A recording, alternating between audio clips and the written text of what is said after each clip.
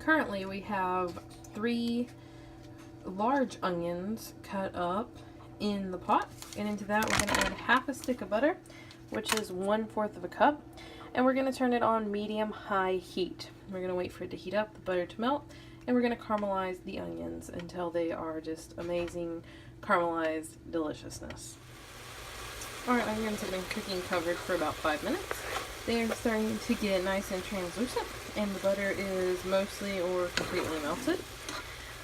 Cover it, keep it stirred so that the onions on the bottom rotate with the onions on the top, and they all get evenly caramelized. Alright, so you want to make sure that your onions get nice and super duper caramelized, but you do not want them to burn. So be very careful, make sure you keep a close eye on them. Look how amazing these look. Okay?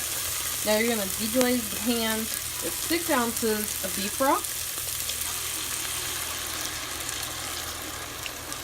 And you're going to let it cook until nearly all of the beef broth is gone.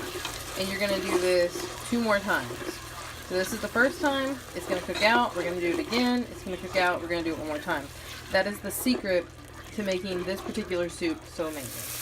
Alrighty, at this point, they're this darker, richer brown, because it's cooked out its first 6 ounces of beef broth. We're going to add in another 6 ounces of beef broth and wait for that to cook out. Once this cooks out, we're going to do that 1 more time. This is also a good time to add salt, pepper. You taste it, add a little bit. You can also add it once you add the rest of the liquid in. Alright, as you can see, these are even darker, richer, browner, and much more flavor. So at this point, we're going to add our last 6 ounces. This is the last time it's going to go into a reduction. After this, we'll be adding the full amount of broth for the soup.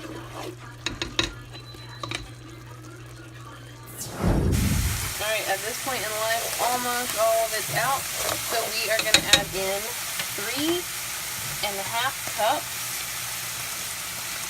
of beef broth and bring it to a boil.